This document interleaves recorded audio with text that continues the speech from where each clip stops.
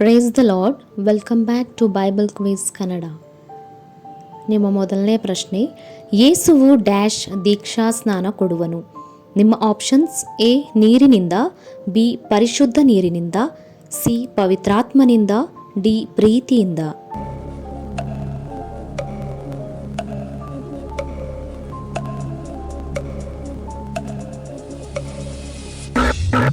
ಸರಿಯಾದ ಉತ್ತರ option C.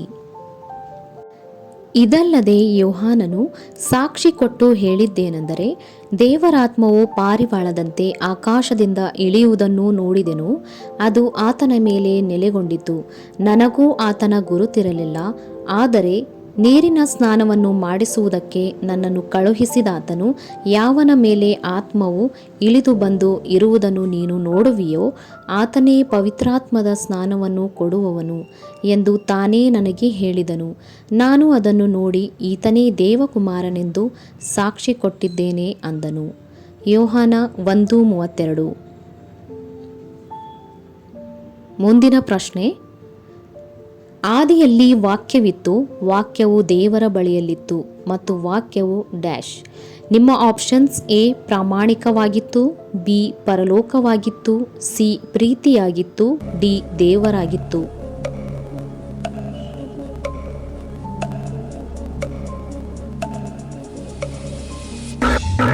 ಸರಿಯಾದ ಉತ್ತರ ಆಪ್ಷನ್ ಡಿ. ಆದಿಯಲ್ಲಿ ವಾಕ್ಯವಿತ್ತು, ಆ ವಾಕ್ಯವು ದೇವರ ಬಳಿಯಲ್ಲಿತ್ತು, ಆ ವಾಕ್ಯವು ದೇವರಾಗಿತ್ತು. ಯೋಹಾನನು 1:1. ಪ್ರಶ್ನೆ, ಧರ್ಮಶಾಸ್ತ್ರವು ಮೋಶೆಯ ಮುಖಾಂತರ ಕೊಡಲ್ಪಟ್ಟಿತು, ಕೃಪೆಯೂ ಸತ್ಯವು ಡ್ಯಾಶ್ ಮುಖಾಂತರ ಬಂದವು. ನಿಮ್ಮ ಆಪ್ಷನ್ಸ್: ಎ ಒಂಟಿಯಾಗಿ, ಬಿ ಯೇಸುಕ್ರಿಸ್ತನ, ಸಿ ಮನಪರಿವರ್ತನೆಯಿಲ್ಲದ, ಡಿ ಸ್ನಾನಿಕನಾದ ಯೋಹಾನನ.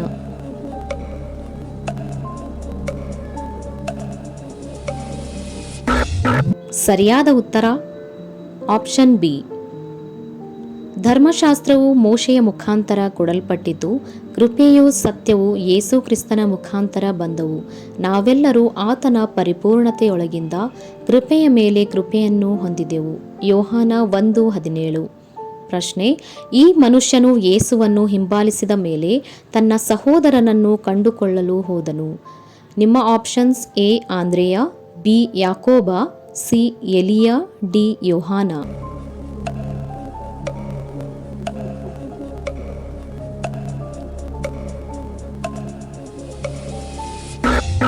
ಸರಿಯಾದ ಉತ್ತರ ಆಪ್ಷನ್ ಎ. ಯಾರು ಆತನನ್ನು ಅಂಗೀಕರಿಸಿದರೋ, ಅಂದರೆ ಆತನ ಹೆಸರಿನಲ್ಲಿ ನಂಬಿಕೆ ಇಟ್ಟರೋ, ನಿಮ್ಮ ಆಪ್ಷನ್ಸ್: ಎ ಅವರಿಗೆ ದೇವರ ಮಕ್ಕಳಾಗುವ ಅಧಿಕಾರ ಕೊಟ್ಟನು, ಬಿ ಅವರು ರಕ್ತ ಸಾಕ್ಷಿಗಳಾದರು, ಸಿ ಧರ್ಮಶಾಸ್ತ್ರವನ್ನು ನೆರವೇರಿಸಿದರು, ಡಿ ಏಕಾಂಗಿಯಾಗಿ ನಿಂತರು. ಸರಿಯಾದ ಉತ್ತರ ಆಪ್ಷನ್ ಎ. ಯಾರು ಆತನನ್ನು ಅಂಗೀಕರಿಸಿದರೋ, ಅಂದರೆ ಆತನ ಹೆಸರಿನಲ್ಲಿ ನಂಬಿಕೆ ಇಟ್ಟರೋ, ಅವರಿಗೆ ದೇವರ ಮಕ್ಕಳಾಗುವ ಅಧಿಕಾರ ಕೊಟ್ಟನು. ಇವರು ರಕ್ತ ಸಂಬಂಧದಿಂದಾಗಲಿ, ಕಾಮದಿಂದಾಗಲಿ, ಪುರುಷ ಸಂಕಲ್ಪದಿಂದಾಗಲಿ ಹುಟ್ಟಿದವರಲ್ಲ, ದೇವರಿಂದಲೇ ಹುಟ್ಟಿದವರು. ಯೋಹಾನ 1:12. ಡ್ಯಾಶ್ ನರಾವತಾರ ಇತ್ತು, ನಮ್ಮ ಮಧ್ಯದಲ್ಲಿ ವಾಸ ಮಾಡಿದನು. ನಿಮ್ಮ ಆಪ್ಷನ್ಸ್: ಎ ಮಣ್ಣೆಂಬುವನು, ಬಿ ವಾಕ್ಯವೆಂಬುವನು, ಸಿ ಗಾಳಿ ಎಂಬುವನು, ಡಿ ದೂತನೆಂಬುವನು.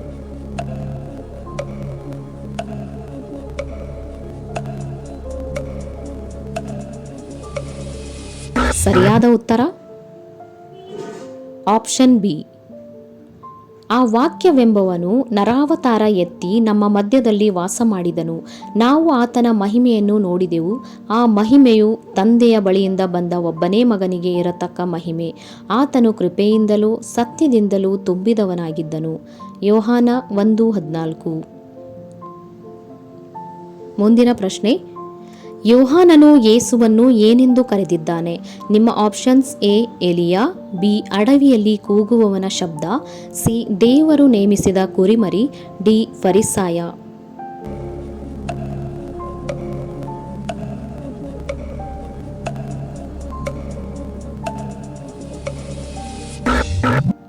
ಸರಿಯಾದ ಉತ್ತರ ಆಪ್ಷನ್ ಸಿ.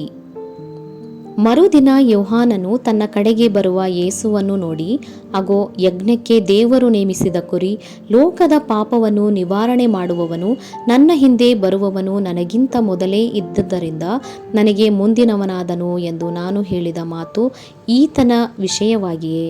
ಯೋಹಾನ 1:29. ಪ್ರಶ್ನೆ: ಯೋಹಾನನು ಯೇಸುವಿಗೆ ದೀಕ್ಷಾಸ್ನಾನ ನೀಡುವಾಗ ಆತನು ಆತ್ಮನು ಈ ರೀತಿಯಾಗಿ ಯೇಸುವಿನ ಮೇಲೆ ಇಳಿಯುವುದನ್ನು ನೋಡಿದನು. ನಿಮ್ಮ ಆಪ್ಷನ್ಸ್: ಎ ಧರ್ಮಶಾಸ್ತ್ರ, ಬಿ ಕಾಗೆ, ಸಿ ಪಾರಿವಾಳ, ಡಿ ಮಿಂಚು.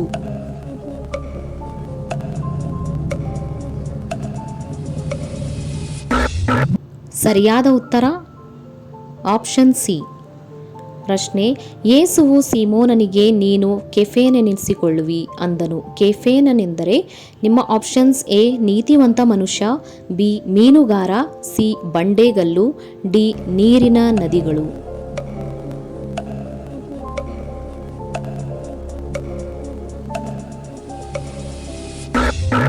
ಸರಿಯಾದ ಉತ್ತರ ಆಪ್ಷನ್ ಸಿ. ಯೇಸು ಅವನನ್ನು ನೋಡಿ, ನೀನು ಯೋಹಾನನ ಮಗನಾದ ಸೀಮೋನನು, ಇನ್ನು ಮೇಲೆ ಕೆಫೆನೆನಿಸಿಕೊಳ್ಳುವಿ ಅಂದನು. ಕೆಫೆನೆಂದರೆ ಪೇತ್ರ. ಪೇತ್ರ ಅಂದರೆ ಗುಂಡು ಅಥವಾ ಬಂಡೆಗಲ್ಲು. ಯೋಹಾನ 1:42. ಯೇಸು ಹೇಳಿದ್ದು: ದೇಹದಿಂದ ಹುಟ್ಟಿದ್ದು ದೇಹವೇ, ಆತ್ಮದಿಂದ ಹುಟ್ಟಿದ್ದು ಡ್ಯಾಶ್. ನಿಮ್ಮ ಆಪ್ಷನ್ಸ್: ಎ ಪರಿಶುದ್ಧವಾದದ್ದು, ಬಿ ನಿಲ್ಲುವುದು, ಸಿ ಆತ್ಮವೇ, ಡಿ ಎಂದಿಗೂ ವ್ಯರ್ಥವಾಗುವುದಿಲ್ಲ.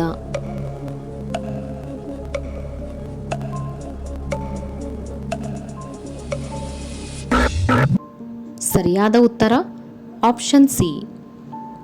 ಒಬ್ಬನು ನೀರಿನಿಂದಲೂ ಆತ್ಮನಿಂದಲೂ ಹುಟ್ಟದಿದ್ದರೆ ದೇವರ ರಾಜ್ಯಕ್ಕೆ ಸೇರಲಾರನು. ದೇಹದಿಂದ ಹುಟ್ಟಿದ್ದು ದೇಹವೇ, ಆತ್ಮನಿಂದ ಹುಟ್ಟಿದ್ದು ಆತ್ಮವೇ.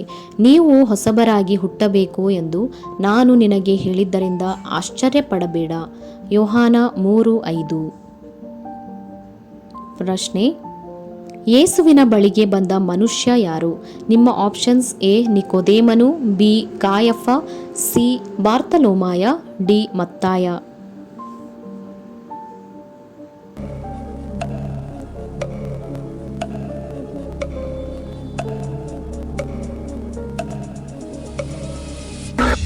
ಸರಿಯಾದ ಉತ್ತರ ಆಪ್ಷನ್ ಎ. ಫರಿಸಾಯರಲ್ಲಿ ಯಹೂದ್ಯರ ಹಿರೀ ಸಭೆಯವನಾದ ನಿಕೋದೇಮನೆಂಬ ಒಬ್ಬ ಮನುಷ್ಯನಿದ್ದನು. ಅವನು ರಾತ್ರಿಯಲ್ಲಿ ಯೇಸುವಿನ ಬಳಿಗೆ ಬಂದು ಆತನಿಗೆ, ಗುರುವೇ, ನೀನು ದೇವರ ಕಡೆಯಿಂದ ಬಂದ ಬೋಧಕನೆಂದು ಬಲ್ಲೆವು. ನೀನು ಮಾಡುವಂತಹ ಈ ಸೂಚಕ ಕಾರ್ಯಗಳನ್ನು ದೇವರ ಸಹಾಯವಿಲ್ಲದೆ ಮಾಡುವುದು ಯಾರಿಂದಲೂ ಆಗದು ಎಂದು ಹೇಳಿದನು. ಎಫೆಸದವರಿಗೆ 5:19-21. ಪ್ರಶ್ನೆ: ಅನ್ನಳೆಂಬ ವಿಧವೆಯಾದ ಪ್ರವಾದಿನಿಯು ದೇವರನ್ನು ಎಲ್ಲಿ ನಿರಂತರವಾಗಿ ಸೇವಿಸುತ್ತಿದ್ದಳು? ನಿಮ್ಮ ಆಪ್ಷನ್ಸ್: ಎ ಆಸ್ಪತ್ರೆಯಲ್ಲಿ, ಬಿ ಸಂಸ್ಥೆಯಲ್ಲಿ, ಸಿ ಶಾಲೆಯಲ್ಲಿ, ಡಿ ದೇವಾಲಯದಲ್ಲಿ.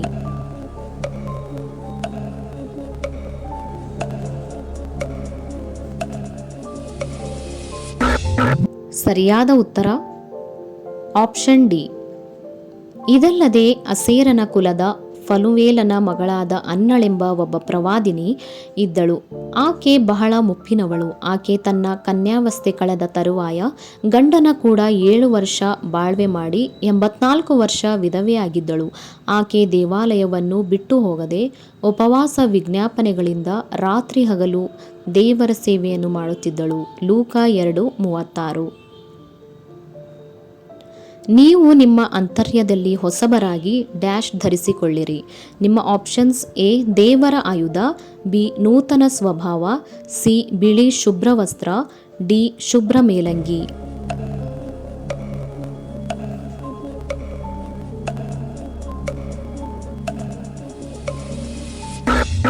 ಸರಿಯಾದ ಉತ್ತರ ಆಪ್ಷನ್ ಬಿ.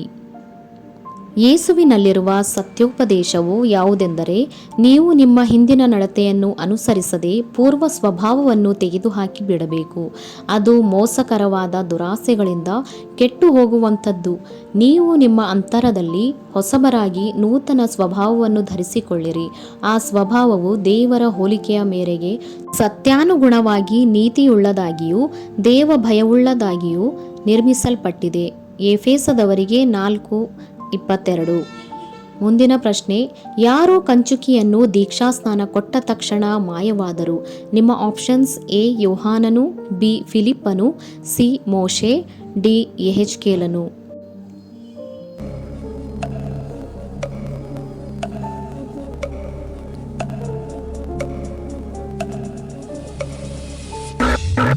ಸರಿಯಾದ ಉತ್ತರ ಆಪ್ಷನ್ ಬಿ. ಕಂಚುಕಿಯು, ಅಗೋ ನೀರು, ನನಗೆ ದೀಕ್ಷಾಸ್ನಾನವಾಗುವುದಕ್ಕೆ ಅಡ್ಡಿ ಏನು ಎಂದು ಹೇಳಿ ರಥವನ್ನು ನಿಲ್ಲಿಸು ಎಂದು ಅಪ್ಪಣೆ ಕೊಟ್ಟನು. ಫಿಲಿಪ್ಪನು, ಕಂಚುಕಿಯು ಇಬ್ಬರೂ ನೀರಿನೊಳಗೆ ಇಳಿದರು. ಫಿಲಿಪ್ಪನು ಅವನಿಗೆ ದೀಕ್ಷಾಸ್ನಾನ ಮಾಡಿಸಿದನು. ಅವರು ನೀರನ್ನು ಬಿಟ್ಟು ಮೇಲಕ್ಕೆ ಬಂದಾಗ ಕರ್ತನ ಆತ್ಮ ಫಿಲಿಪ್ಪನನ್ನು ಎತ್ತುಕೊಂಡು ಹೋಗಲಾಗಿ, ಕಂಚುಕಿಯು ಸಂತೋಷವುಳ್ಳವನಾಗಿ ತನ್ನ ದಾರಿಯನ್ನು ಹಿಡಿದು ಅವನನ್ನು ಕಾಣಲೇ ಇಲ್ಲ. ಅಪೊಸ್ತಲರ ಕೃತ್ಯಗಳು 8:36. ಪ್ರಶ್ನೆ, ನಾವು ಕ್ರಿಸ್ತನಲ್ಲಿರುವುದು ಯಾವ ಕಾರಣದಿಂದ? ನಿಮ್ಮ ಆಪ್ಷನ್ಸ್: ಎ ಬೈಬಲ್ ಓದುವುದರಿಂದ, ಬಿ ಬಡವರಿಗೆ ಸಹಾಯ ಮಾಡುವುದರಿಂದ, ಸಿ ನೀತಿವಂತರಾದ್ದರಿಂದ, ಡಿ ಆತನಿಂದಲೇ.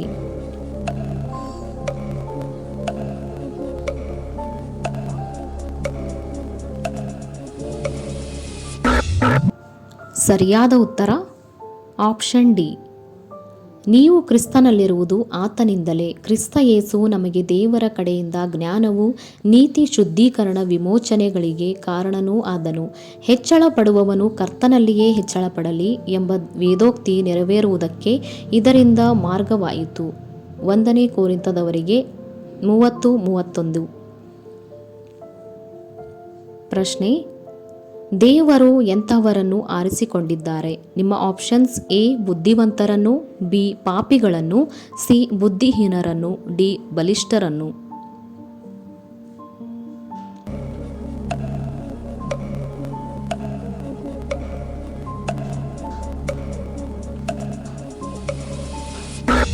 ಸರಿಯಾದ ಉತ್ತರ ಆಪ್ಷನ್ ಸಿ.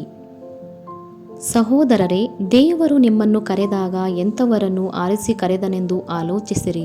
ನಿಮ್ಮೊಳಗೆ ಲೌಕಿಕ ದೃಷ್ಟಿಯಲ್ಲಿ ಜ್ಞಾನಿಗಳು ಅನೇಕರಿಲ್ಲ, ಅಧಿಕಾರಿಗಳು ಅನೇಕರಿಲ್ಲ, ಕುಲೀನರು ಅನೇಕರಿಲ್ಲ. ದೇವರು ಜ್ಞಾನಿಗಳನ್ನು ನಾಚಿಕೆ ಪಡಿಸುವುದಕ್ಕಾಗಿ ಈ ಲೋಕದ ಬುದ್ಧಿಹೀನರನ್ನು ಆರಿಸಿಕೊಂಡಿದ್ದಾನೆ. 1 ಕೊರಿಂಥ 1:26. ಅಪೊಸ್ತಲನು ಹೇಳುತ್ತಾನೆ, ನಾನು ಇದಕ್ಕಾಗಿ ನಾಚಿಕೊಳ್ಳುವುದಿಲ್ಲ, ಯಾಕೆಂದರೆ ಇದು ರಕ್ಷಣೆಗಾಗಿ ದೇವರ ಬಲಸ್ವರೂಪವಾಗಿದೆ. ನಿಮ್ಮ ಆಪ್ಷನ್ಸ್: ಎ ಯೇಸುವಿನ ಸುವಾರ್ತೆ, ಬಿ ಮನುಷ್ಯನ ಸಂಪ್ರದಾಯ, ಸಿ ತಂದೆಯ ಚಿತ್ತವನ್ನು ನೆರವೇರಿಸುವವ, ಡಿ ನೀತಿವಂತರ ಕಾರ್ಯಗಳು. ಸರಿಯಾದ ಉತ್ತರ ಆಪ್ಷನ್ ಎ. ಸುವಾರ್ತೆಯ ವಿಷಯದಲ್ಲಿ ನಾನು ನಾಚಿಕೊಳ್ಳುವವನಲ್ಲ. ಆ ಸುವಾರ್ತೆಯು ದೇವರ ಬಲಸ್ವರೂಪವಾಗಿದ್ದು, ಮೊದಲು ಯಹೂದ್ಯರಿಗೆ ಆಮೇಲೆ ಗ್ರೀಕರಿಗೆ, ಅಂತೂ ನಂಬುವವರೆಲ್ಲರಿಗೂ ರಕ್ಷಣೆ ಉಂಟು ಮಾಡುವಂಥದ್ದಾಗಿದೆ. ಪ್ರಶ್ನೆ, ರೋಮಾಪುರದವರಿಗೆ ಪತ್ರಿಕೆಯನ್ನು ಬರೆದ ಅಪೊಸ್ತಲನು ಯಾರು? ನಿಮ್ಮ ಆಪ್ಷನ್ಸ್: ಎ ಪೇತ್ರ, ಬಿ ಪೌಲ, ಸಿ ಯೋಹಾನ, ಡಿ ಯಾಕೋಬ.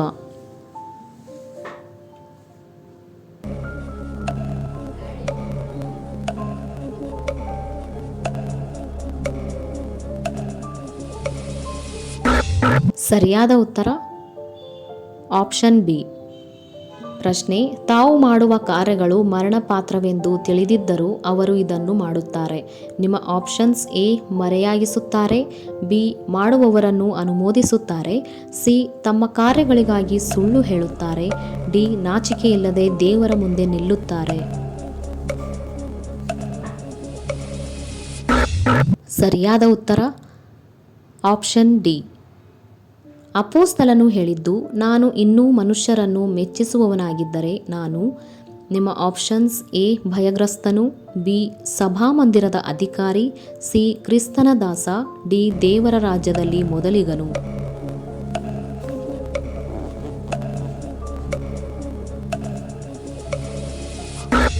ಸರಿಯಾದ ಉತ್ತರ ಆಪ್ಷನ್ ಸಿ. ಪ್ರಶ್ನೆ: ಯಾವುದೇ ಮನುಷ್ಯನಾಗಲಿ ದೇವದೂತನಾಗಲಿ ಸುವಾರ್ತೆಗೆ ವಿರುದ್ಧವಾದುದನ್ನು ಸಾರಿದರೆ ಅವನು. ನಿಮ್ಮ ಆಪ್ಷನ್ಸ್: ಎ ಆಶೀರ್ವಾದಿಸಲ್ಪಡುವನು, ಬಿ ಪಟ್ಟಿ ಮಾಡಲ್ಪಡುವನು, ಸಿ ಶಾಪಗ್ರಸ್ತನಾಗುವನು, ಡಿ ನಿಮ್ಮಲ್ಲಿರುವನು.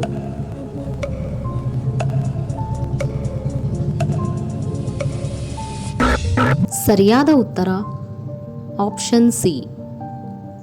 3 ವರ್ಷಗಳಾದ ಮೇಲೆ ಪೌಲನು ಯೆರೂಸಲೇಮಿಗೆ ಈತನ ಪರಿಚಿತಿಯನ್ನು ಮಾಡಿಕೊಳ್ಳಬೇಕೆಂದು ಯೆರೂಸಲೇಮಿಗೆ ಹೋದನು. ನಿಮ್ಮ ಆಪ್ಷನ್ಸ್: ಎ ಪೇತ್ರ, ಬಿ ಪೌಲ, ಸಿ ಬಾರ್ನಬ, ಡಿ ಯೋಹಾನ.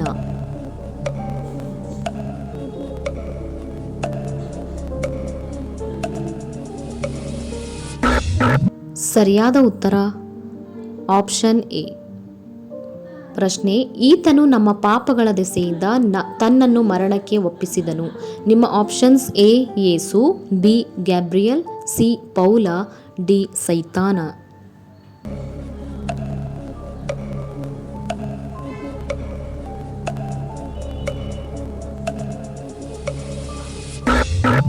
ಸರಿಯಾದ ಉತ್ತರ ಆಪ್ಷನ್ ಎ.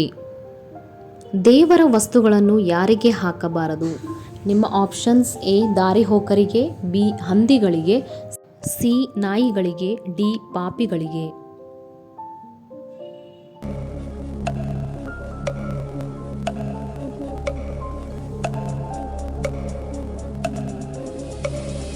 ಸರಿಯಾದ ಉತ್ತರ ಆಪ್ಷನ್ ಸಿ. ದೇವರ ವಸ್ತುಗಳನ್ನು ನಾಯಿಗಳಿಗೆ ಹಾಕಬೇಡಿರಿ, ನಿಮ್ಮ ಮುತ್ತುಗಳನ್ನು ಹಂದಿಗಳ ಮುಂದೆ ಚೆಲ್ಲಬೇಡಿರಿ. ಚೆಲ್ಲಿದರೆ ತಮ್ಮ ಕಾಲಿನಿಂದ ಅವುಗಳನ್ನು ತುಳಿದು ಹಿಂತಿರುಗಿ ಬಂದು ನಿಮ್ಮನ್ನು ಸೀಳಿಬಿಟ್ಟಾವು. ಮತ್ತಾಯ 7:6. ಈ ವಿಡಿಯೋ ನೋಡಿದ್ದಕ್ಕಾಗಿ ಧನ್ಯವಾದಗಳು. ಇಂತಹ ಹೆಚ್ಚಿನ ವಿಡಿಯೋಸ್ಗಳಿಗಾಗಿ ದಯವಿಟ್ಟು ನಮ್ಮ ಚಾನಲನ್ನು ಲೈಕ್ ಮಾಡಿ, ಶೇರ್ ಮಾಡಿ ಹಾಗೂ ತಪ್ಪದೇ ಸಬ್ಸ್ಕ್ರೈಬ್ ಮಾಡಿ.